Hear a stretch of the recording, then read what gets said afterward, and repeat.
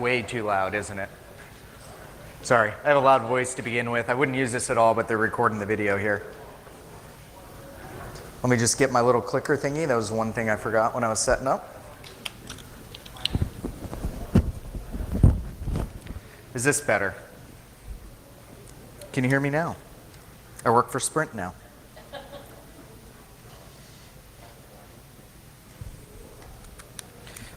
Let's see if I can get the batteries in the right way. Yay.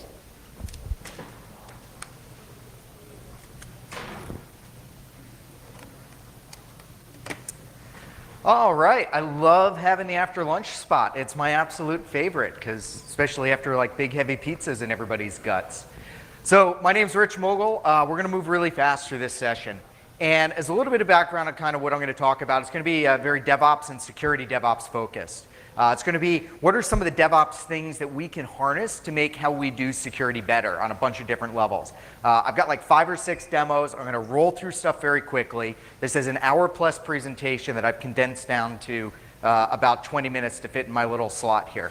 Now, for those of you who do this stuff for a living, which isn't just a lot of you, but is some of you, you know, it may look pretty familiar, but I know, and I've got a little bit of background material to cover, but I know there's probably a bunch of you here that don't have a whole lot of experience with DevOps, or you've seen bits and pieces of it, so I'm going to give you kind of one of my interpretations of it, because it can mean a whole different things. It's like a movement, a philosophy, and everything else. I'm going to focus on the practical implementation bits, and I'm going to show you just how to completely rip apart how you're doing security today and make it a zillion times better. Or totally fuck everything up, one of the two, and maybe in the middle somewhere. So what is DevOps? And really it's kind of a new way, if we think about how cloud fundamentally disrupts your architectures and how you build things, DevOps is all about the process of getting those things and building those things. So it relies heavily on virtualization and cloud. It doesn't have to, but for most of you, or for most places it does. It comes from a lot of management theory and lean manufacturing, and kind of taking the lessons of a manufacturing pipeline and being able to convert that into a more efficient way of building software and running your own operations. And I kind of like to break DevOps into 2 parts of it, but I'm going to focus on one core piece of it now, which is how you actually go ahead and write software. And if we think about software development, if you've got a background in developing software, typically you write your code, you commit it someplace, it'll eventually go into testing, and then it'll eventually go ahead and get deployed. And particularly in large environments where a lot of this stuff comes from, what we find is that it's a very, very messy process. And if any of you have ever worked anywhere with normal development processes, this is like, oh yeah, I live that nightmare. Because we have different teams. We have dev and QA testing, and then we have operations. And each of those teams kind of functions at a different part of the phase, and they all function in different environments. And if you want a long version of this, go read Gene Kim's book, The Phoenix Project, which really describes this very well. And so developers work in dev and their own little tests. Then when you finish code, who's been a developer? What do? You kick it over, code complete, kick it over the fence, and what do you provide? Your binaries and deployment scripts. How do you actually make that code run? How often does that work when you kick it over the fence? Maybe I should ask the ops guys, not the developers, this part of the question. It doesn't, really. Almost always it does not work in a different environment. And in large part because ops is managing all this stuff, dev is managing their own systems. None of this stuff looks the same.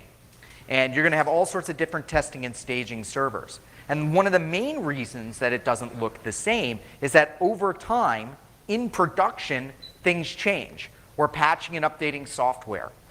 People are going in and making database changes, fixing little fields or doing whatever. And those configurations, do they ever get backed out? Does somebody go back to the developer and say, hey, this is what it looks like now? Unless you're using these kinds of processes I'm about to describe. No, they never do.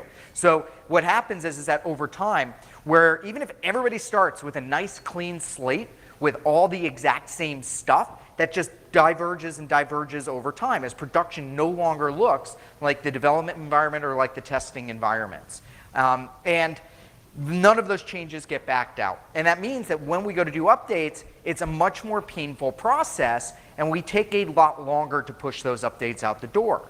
So my wife used to work at in a hospital system, and they used clinical apps that were highly customized. So it was off the shelf, but all sorts of customizations in there.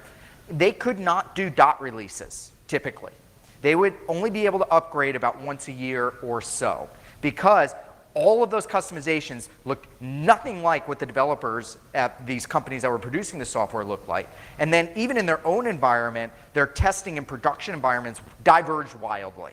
I mean, yeah, it was all virtualized for the most part by the time she got there, but nothing looked the same. There have been so many changes in the production databases and systems. It didn't look like their testing environment, and that looked absolutely nothing like what what the actual developers who were writing the code and writing the customizations looked like. And it didn't matter if they were using Agile or Waterfall or whatever other development methodology. In my longer version of this, I kind of go into those more, because what happened is because that timeline took so long, by the time they actually put something in production, it wasn't what the hospital wanted or needed anymore half the time. The physicians would like run off to a conference, it was clinical assistants, be like, hey, look, we found all this wonderful stuff. We want it to look like that. They go, great, we'll get there in 2 years.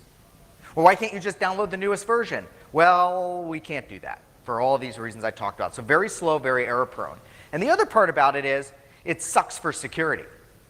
Why? What's one of the biggest problems we have for both security and ops? Change management. Somebody going into production systems and making changes. That whole pipeline of everything that we've got interweaved into itself, how often do we fully know that the configuration is the way it's supposed to be? In a lot of places, we don't. So we do lots of scanning. We use a lot of the tools and things that other people have been talking about here. And all sorts of assessments. We're constantly having to run vulnerability assessments and do agent-based things and look at logs, all of that, because we don't know what's going on. It's constantly changing, and even if you have a change management process, not necessarily the ways that you want things to go, and then the change management takes long and makes it even harder to fix things. So that's the problem. DevOps tries to save all of this by focusing on a deployment pipeline, where we actually use automated processes to write our code and push it into production. Now, I mentioned before, this talk's split into two pieces. This first bit is about producing secure applications and where security can integrate into DevOps and use some of those techniques. The second half is directly around security operations and using automation techniques, which is a whole other part of DevOps I didn't just describe. So I'm describing the core of the software development piece, but hang with me before the end, we'll actually get into security operations, automation, and those kinds of things separate. So anyway, what is the deployment pipeline? If you haven't used one of these, I like to think about it as 3 buckets. And this is kind of like just one pipeline I've used that I diagrammed out at some point. One is your source code, and all of this is just text files. We keep everything in a version control repository. I have my source code, which is the application. I have CloudFormation or Terraform templates, which, if you don't know, describes your infrastructure. So you can define your entire cloud infrastructure. You can actually even do this with Vagrant and stuff on-prem for virtualization in text files. And you say, run this text file, and it builds your infrastructure out.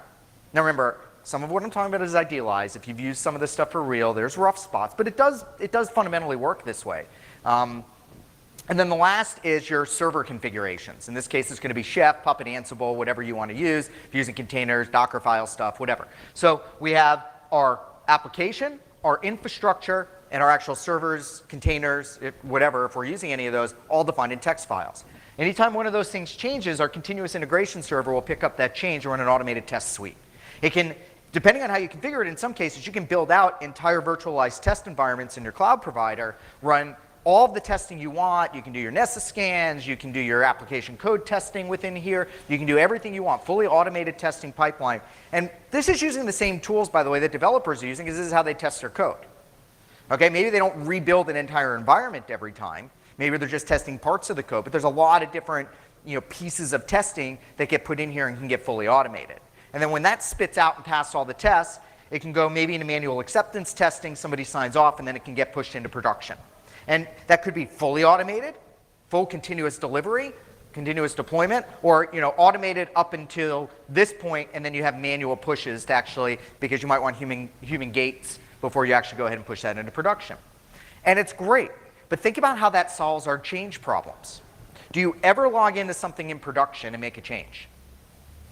No. Fundamentally, for operational reasons, you can't do that. Because the moment somebody commits any changes back here, it will overwrite whatever you do here. It is fucking beautiful. Sorry, Tourette's. It is fucking beautiful. Because now, from a security standpoint, I have all sorts of standardization. I know with almost absolute certainty what something looks like in production. If I need to implement changes, it's idempotent and it will overwrite whatever's going on out there. And if I need testing environments, I can spin up my testing environments. Those are all based on the exact same structure and those always look the same. And it leads into other very cool things that we're going to get into. So where does dev security operations comes in, or DevSecOps? This is about bringing security into DevOps. And it's a couple of things. One, it's producing more secure code. Some people like to call that rugged DevOps, mostly just Josh Corman. And then, he's a friend, I can say things like that. But then the other is to harness the power of DevOps to improve security operations. Because this is our flying car, people, okay? This is the dream. We always talk about, in security, it's like, well, you can have it cheap, you can have it secure, or you can have it reliable, or whatever the three things are that we always talk about. And with SecDevOps, or DevSecOps, or whatever we want to call it, we are more agile, we are more secure, and we are more cost effective. All at the same time. Okay? If you do this right, the downsides are very low. And I love it, because we finally have a concept of trustable security automation that we've never been able to implement before, mostly because vendors lied to us about their ability to trust them to automate things. And we can do this ourselves, and we can do it in multiple places and at multiple layers, and this isn't random analyst bullshit. There are companies out there today doing this for real in production at very large scale. And it's that ability, so I just love this picture, and I put it in like every deck now, and it has very little, it's all about trust. And I mean, it's perfect. You got the ice cream back there. We all know physics, right? You know how that's going to end? Come on. All right. So that's kind of the background and the setup for where I'm heading with everything. And so I'm going to show you a bunch of things. So we're going to show you how to automate security testing as part of your deployment pipeline with a tool made by a James Wickett who lives here in Austin. Is he in Austin or in a suburb? I don't know. He's in Austin, effectively. I'm going to show you how to do rolling updates out in Amazon. I've got a tool that I've been using that I'll go ahead and release because it's not like a big deal. It's just that I don't know why everybody I talk to has to code their own version of it, so I might as well just release my version of it. I'm going to automate incident response in Amazon, and that's something that I've released earlier versions before. I've got a new version of it. I'm doing a bunch of updates with it. I'm going to show you cross-security tool connectivity, so I'll actually automatically insert a WAF behind any web server in an Amazon environment. Obviously, I do a lot of AWS-based stuff. And then I'm going to show you how to build an enterprise-scale platform, and then I've got a cool little extra surprise at the end if I have time. So how do we actually go ahead and automate security testing into this pipeline so I don't have to do a lot of these manual reviews and such? And this is what I'm going to show you right now. So what I have, and I'm going to switch over to environment, I'm using Amazon's code commit repository. It's just an Amazon-hosted Git repository. And then I've got Jenkins. And if I make a code change here, which I'm not going to do because I'm just going to manually trigger the job, Jenkins is going to go ahead, it's going to pull all the code out, and it's going to pull all the configurations out. I'm using Ansible for my server configuration, so to make sure the server's configured properly. And I'm building it all with a tool called Packer. It's all free or open source, everything I'm using here. Now, as part of that process, what it's going to do, it's going to build my instance, or build my image. Then it actually is going to go ahead and deploy that into a test environment in Amazon and run Gauntlet. Gauntlet is that tool by James Wickett, and that's an interface for security testing. In my case, I'm just going to run a very basic Nmap scan because I have to be within the terms and conditions of Amazon for their security testing. So just very, very simple kind of scan. But you can harness in a bunch of tools. And what's really awesome about it, and as you'll see when I run this, is that Ansible uses basically you write tests that look like regular Cucumber or unit testing that you would write if you were a developer. So you're writing security tests, and it's using the same frameworks that developers write for their own testing. So if you're doing test-driven development or behavior-driven development, and Gauntlet's one tool, there's Mitten and BDD Security, or two others to kind of integrate in our standard security testing tools into this environment. So what does this look like? And for some of these demos, just because I'm compressing the time that I run things in, we're going to have to go ahead and I'm going to have to flop around screens and everything else. So what I've got going on here is, this is pulling live. So this is a little thing I did. I use this for training classes. I have an auto scale group behind an elastic load balancer in Amazon. This autoscale group color codes based on what instances are running within that autoscale group, and it refreshes about every 5 or 10 seconds. It gives you some of the IDs and some other stuff that we don't need for this particular demo. So that's running all the time in the background there. And as things start changing in production, I'll get into the immutable stuff in a minute, you'll actually start seeing the colors swapping on the boxes here. So I'm going to go in, and my job here, which builds everything, it's called the project website, so this is in Jenkins. I'm going to go ahead and trigger a manual build. And I got to give a second for the UX to refresh here. Or I just hit refresh.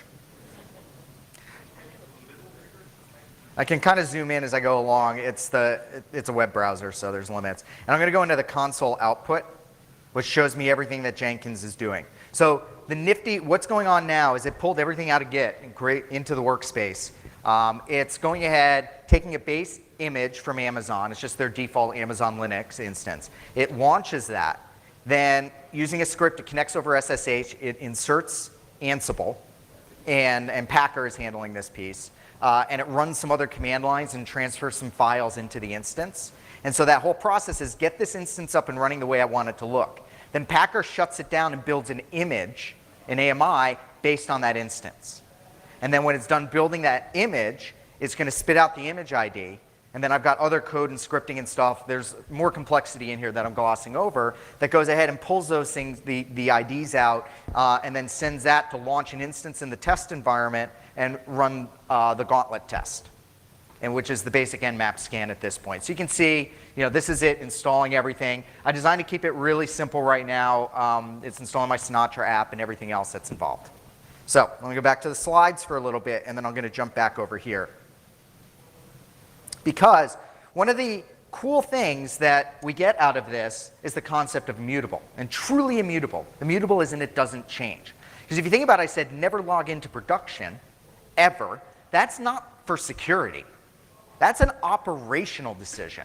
Because if you log into production, it screws everything up because those changes don't get backed out to everything else. And so the idea is you just replace what's running into production through the automation pipeline instead of actually updating things in the pipeline. And it can be very resilient because places that do this for real, there's no SSH. There's no remote access. Now there's different, I'll call it degrees of immutable. Like the ultimate, you can never touch anything inside of it. And others where we might have some management tools, or maybe we do some code pushes or whatever. So there's flavors of it. But in that ultimate flavor, that thing never gets changed or touched. And this can apply to containers as well as instances. I'm doing all instance-based stuff, but all this translates to containers as well. And so this is that pipeline that I'm running right now, where you take all of these requirements, you implement those in your Packer config, and again, all that's stored in Git, automation, you pull your new image out, and then you get that master image on the other side. And then you have to change the running instances with that master image. And if you're using autoscale groups and you define things properly behind a load balancer, what can happen is you can do a rolling update of all of those instances on the back end. And there's much more obviously complex ways of doing this, so that ideally you don't even break any sessions. And you're actually able to keep 100% uptime. And I did a demo at RSA last year of this, and it took me 7 minutes to update 40 instances, 40 virtual machines. And it could have done faster, could have done slower. That was just the pacing that I picked. And how often do you update 40 servers in production with zero downtime? Which is effectively what I did through this process. Because what you do is you start manually knocking out.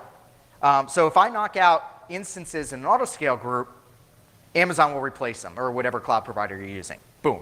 But instead of I change the configuration so it uses the new versions instead of the old versions.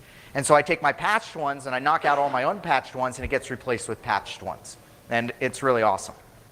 So I talked very fast. Let's see if I talk too fast, let's see how the demo is running. And what I'm really mostly looking for is my gauntlet stuff, which hasn't run yet. Doesn't look like. Yeah, it's still waiting for the AMI to become ready, and then it's going to go ahead and launch the other pieces. And nothing's gone ahead and update. So the other thing that I've got running inside my, so I have 2 jobs in this demo server. One creates the new images, runs all the security tests. If and only if it passes all of those security tests, I do an automated deployment to the autoscale group. I don't have a manual gate. And that's through one of the tools that I'm going to be releasing, or that I did release last night, which is up in GitHub now. And OK, so now it's running the other piece. So let me just go to GitHub real quick, and I can show it to you.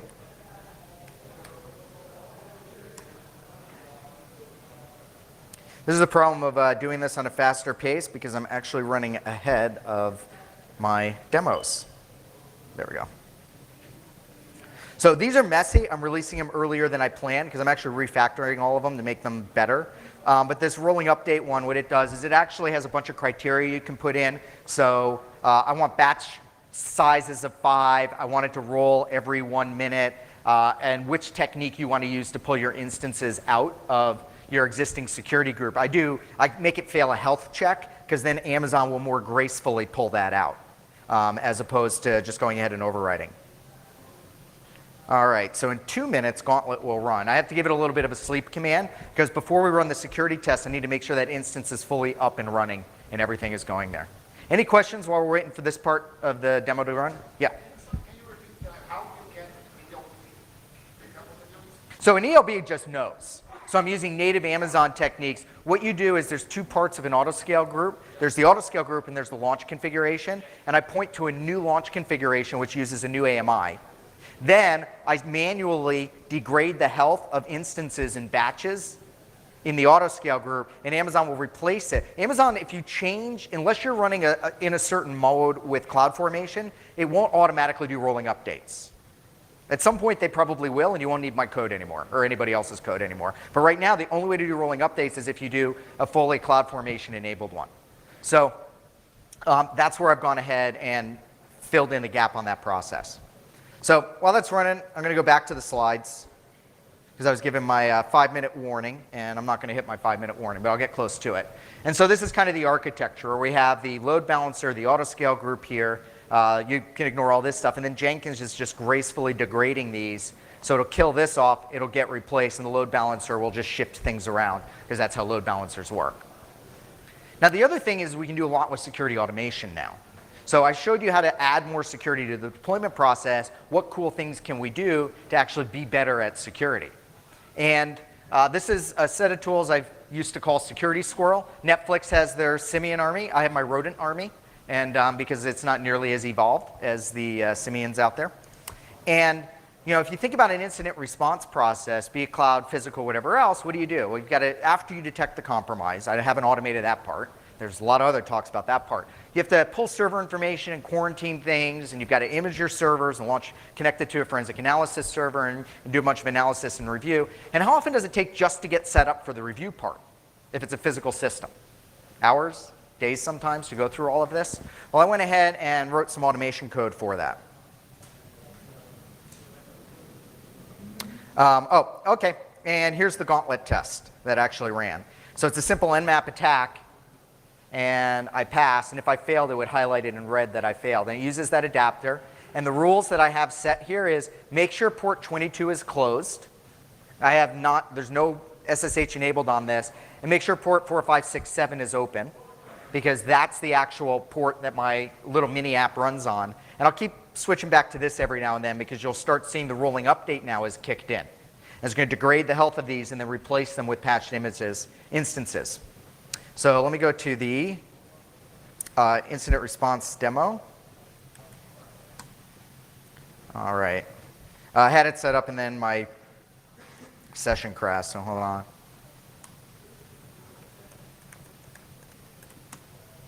And then I need to get, there, it's starting to swap out. Now in this case, I'm just doing one at a time. So as I watch, it'll keep all changing color. So that now is on the new AMI, which is the new patched version that I pushed out. It's actually the exact same thing because I didn't do a patch. But all right, and then let me go back to my EC2 console, and I just have to get my demo server IP address or instance ID. So what this is going to do is automate a bunch of the IR process. I actually did this at Black Hat like 3 or 4 years ago for the first time. Okay. Oops. Oh yeah, it's IR-functional.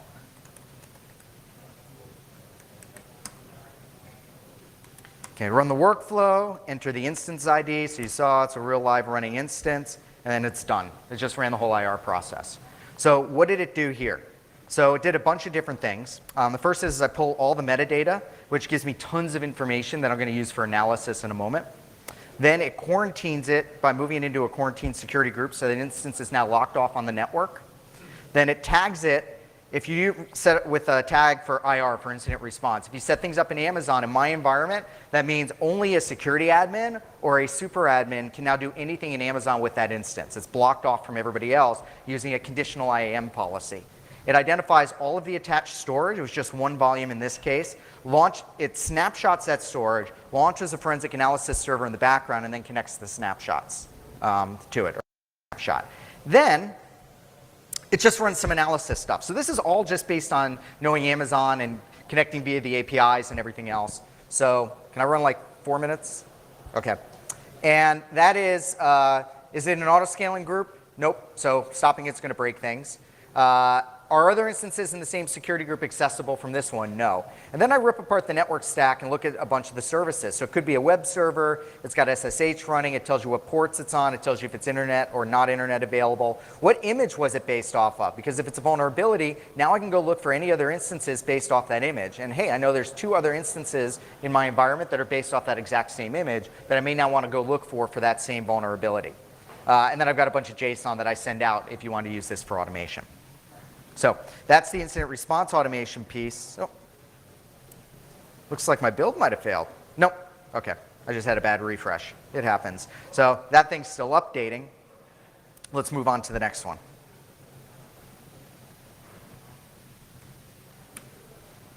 And that's available also up on GitHub. So, that's, okay, what? I'm at 3 or 4 demos. So there's other things like I can fully automate inserting a web application firewall.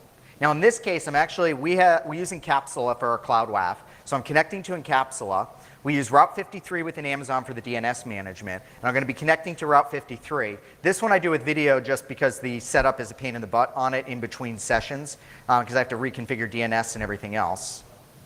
And so I'm going to run that one as a video, but the code does still work.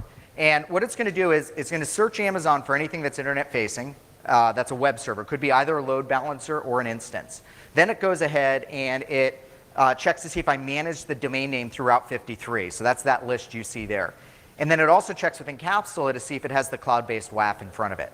If it doesn't have the WAF in front of it, and if I manage the DNS with it, it goes ahead and it provisions, tells Encapsula, put the cloud WAF in front of this. When you do that with Encapsula, they send DNS changes back down. Then I connect with Route 53. I make those DNS changes. And you saw I just put a WAF in place in less than a minute automatically, cloud WAF. So, and that's just one example of as we can start connecting these different products and services together. Then we can actually go ahead and build entire platforms to do this. And this is an architecture for that. Because I have all of these like little scripts and little things that I can do. I need to wrap all of those together so that I actually can manage those at the enterprise scale. And so some people that I've worked with, we've kind of come up with different models for doing this. If you're doing a lot of Amazon stuff, you can do most of this serverless and use Lambda and maybe containers for longer running jobs. And you can link it into all sorts of Amazon triggers. I don't have time to go through the whole architecture here, but when we release the slides, you'll see, this is kind of a basic one. We're using the queue service, web servers, processing servers, API gateways. You could swap some of the processing pieces out for Lambda if you wanted to. And so that you can actually go ahead and run those arbitrary kind of workflows. For example, this is one that I actually have started building on a command line for deploying. Like, I have a new Amazon account. How can I shovel in all the security controls I want? How can I set up all the monitoring the way I need it to? How can I set up all the identity management I need to? I want to do alerting through Lambda functions and using from CloudWatch. Can I shovel all of that into the account? And yeah, and you can build all of it to do that. And then you can go ahead and put nice graphic user interfaces in front of it. So this is an example of that incident response workflow. But here it's running in a GUI. And again, running in a live environment. This is real. And doing it all, nice and pretty with webhooks, user interface, everything else.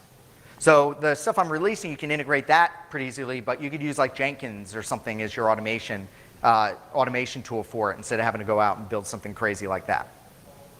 Then the very last demo is the one of the really cool things that's come out of the cloud providers recently, sorry, can't stop it. Anybody else have kids who've been watching Trolls a lot?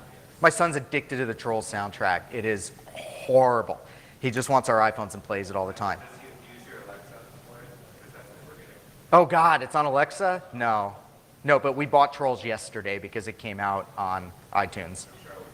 Yeah. So what if I want to actually have my infrastructure heal itself and do it in a fully trustable way that's not going to break things? So in this case, if I change a security group, within Amazon, that's recorded to CloudTrail. And when that's recorded to CloudTrail, which is their logging function, I can push that off to CloudWatch, which is a different logging thing that they have.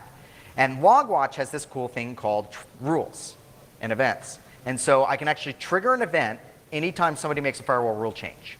When that event triggers, I launch a Lambda function, which is, you've probably heard about it, it's code running in a container in Amazon that's just always there, and it's all trigger-based. And that Lambda function can go ahead and reverse that security group, that firewall rule change. Anybody have any idea how long this takes to run? About 10 to 15 seconds. So let's go ahead and see what that looks like. That's the last little demo of the day. So if I go into CloudWatch, first I have to turn it on, because I can't make any security group changes if I actually... this code is also all on GitHub. It actually has been for a while. And then I go into EC2. I'm going to just go into security groups and pick a random security group here. All right, let's do this one. So my inbound rules. What do I have here? I know, port 80, port 80. I'm just going to, it doesn't matter what I add. Let me add SSH from the entire world. You don't want to ever do that. I'll add that, and you'll see that, that's a weird UX failure on Amazon's part. Let me hit the refresh there. So that rule has gone ahead, and that's live right now, and anybody could SSH into that box. And it takes a little bit, but as I keep hitting refresh here, I'm selecting that same security group at a certain, wow, where did that little rule come from? That's interesting. Never seen that before. Yeah. And then let me go ahead and hit refresh again. Of course, there's always a chance it won't work because I configured something wrong in my fast running through things, and I'll give it another second. So I'll keep refreshing this, but the end result of all of this is, this stuff is real. You can do it. It's being done in large organizations today. I've got a bunch of these code samples that are actually out there and available if you got to go ahead and take a look. And at this point, I'll do Q&A until they kick me off or nobody has any questions. I'm just going to keep hitting refresh while you guys ask questions. There it goes. One of those rules is gone. That's a weird thing. I've never seen. I don't know what that is. What? No, let's see. Well, it already reversed the first rule, the one that I actually entered.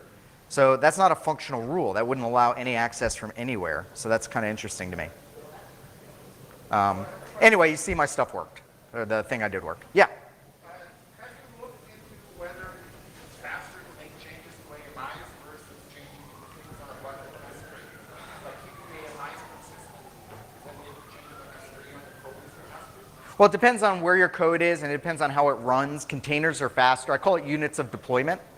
And so, and it depends on how immutable you want to be. So some places will do, like I have one that's immutable except for their code, and they actually do SCP to push code in. But the actual instances underlying it are immutable and changed and updated all the time. Containers, it's in seconds. So if serverless is a totally different thing. So yeah, there's a lot of different ways to go ahead and do that. All right. Thanks everyone for your time.